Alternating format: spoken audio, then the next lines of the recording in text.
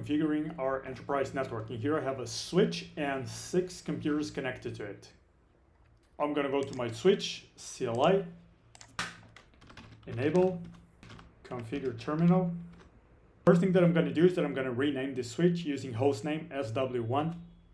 You can see that the name on the CLI has changed, and I'm going to enable secret Cisco123 so that I can have an encrypted password to access my switch. What I have now is that all of my computers are on the same network, so I'm going to start configuring VLAN. So I'm just going to type VLAN 10, and I am configuring a VLAN. I'm going to name it IT, and that's it. Exit. Now I'm going to configure VLAN 20, and I'm going to name it sales. Exit. Now I'm going to assign a port. So those 2 computers, they're going to be in the engineering VLAN. They're connected to the switch on the fast access 1 and 2. Now I'm going to assign a port. So those 2 computers are connected to my switch on the ports fast access 1 and 2. So I'm going to type interface, range, fast access 0/12, switch port mode access, switch port access VLAN 10. Now those 2 computers are on VLAN 10. Now I'm going to exit and do the same for sales. So interface, range, fast access 0, 3 to 4, switch port mode access, and switch port access VLAN 20.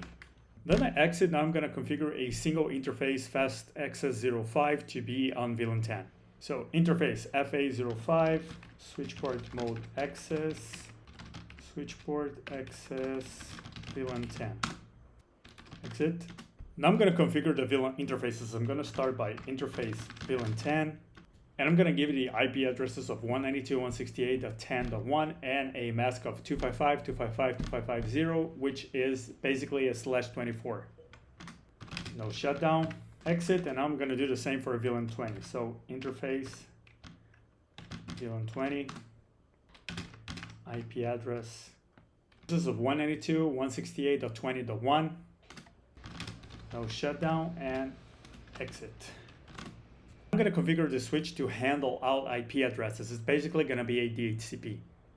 So first I'm going to exclude the address 192.168.10.1. That's going to be the default gateway for VLAN 10, and I'm going to do the same for 20.1. Now I'm going to create the DHCP pool for VLAN 10. So IP DHCP pool and VLAN 10. So the network is going to be 192.168.10.0, and the subnet mask is going to be 255.255.255.0. The default router is going to be 192.168.10.1. The DNS server is going to be 8.8.8.8, and exit. Now I'm going to do the same for VLAN 20. First, I'm going to create the DHCP pool, so IP DHCP pool and VLAN 20.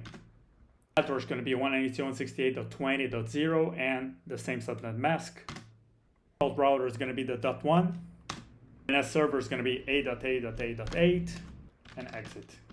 The layer 3 switch is now acting as the DHCP server for both departments. Now, let me see if it worked. So first I'm going to go to my first PC on IP configuration, and on DHCP I see that I got an IP on the right range. And if everything worked, if I go to a computer on another VLAN, I should get an IP on that range. So if I switch to DHCP, requesting an IP address, and I get an IP on .20.2. I'm going to do the same on this computer. Desktop IP configuration, DHCP, requesting IP address, and I get an IP on .20.3. Those 2 computers are on VLAN 10, and those 2 computers are on VLAN 20. So if I try to ping from this computer to this computer, it's going to work. But if I try to ping from this computer to this computer on another VLAN, it fails. We haven't yet configured inter-VLAN communication, so for now, only computers on the same VLAN can communicate with each other. So right now, if I want to allow a computer on a VLAN to communicate with a computer on another VLAN, I gotta go to my switch, go to the CLI, and just type IP routing. After that, I can simply access the command prompt of this computer on VLAN 10, run ping 192.168.20.2, that's a computer on VLAN 20, and it works. 0% packet loss. So now, through the switch, I have enabled inter-VLAN communication by using the IP routing command.